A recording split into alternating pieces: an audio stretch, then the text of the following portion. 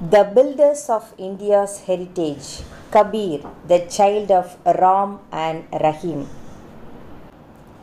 A thick mist hung over the Ganga that flowed by the city of Kasi. It was still dusky at dawn, all was quiet. But the Vaishnava sage Ramananda was on his way to the river, as usual, to take a dip in the holy waters before the sunrise. While descending the steps of the ghat leading to the river, he suddenly got a shock and uttered loudly, "Ram, Ram!" He had unwittingly stepped on a man lying along a step. "Ram, Ram!" he uttered again as he helped the man to sit up. The man, however, far from expressing any anguish or surprise, put his head on the sage's feet and said happily, "My desire has been fulfilled.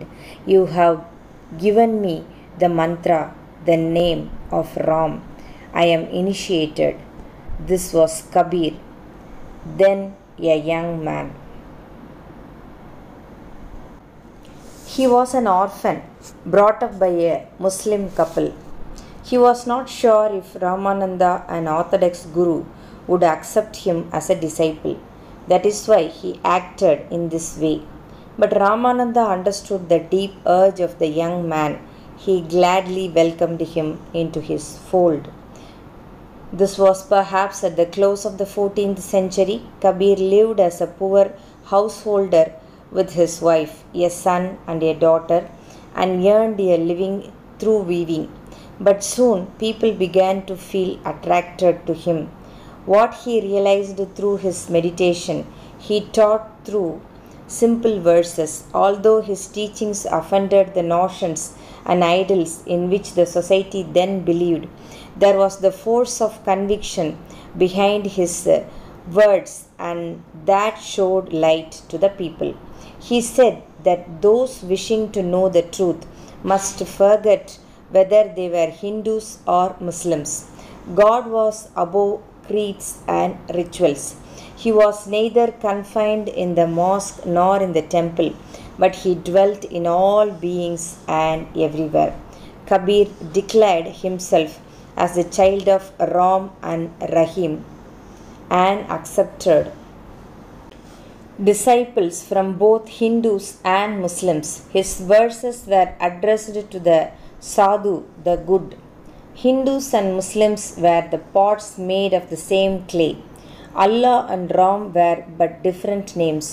God being the breath of all the life.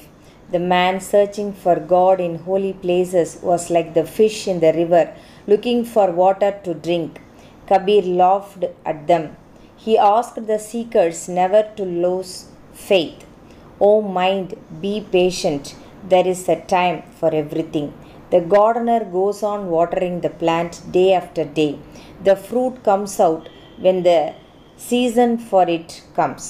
As Kabir's popularity grew, some people became jealous of him. They complained against him to the Nawab, and Kabir was ordered to leave Kasi.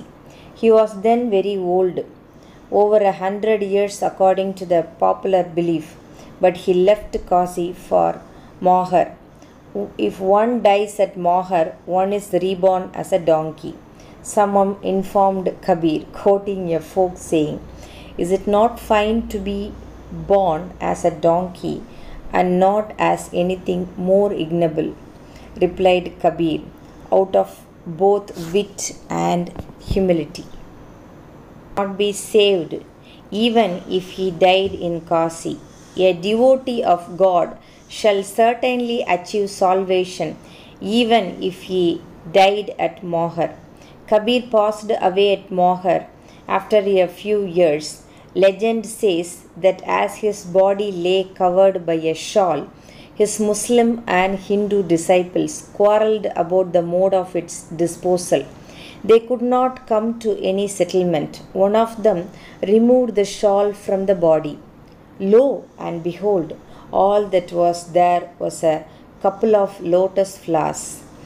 There was no trace of Kabir's body. The Hindus took one lotus and the Muslims the other. The Hindus cremated this symbol of the master's body and built a tomb over the ashes.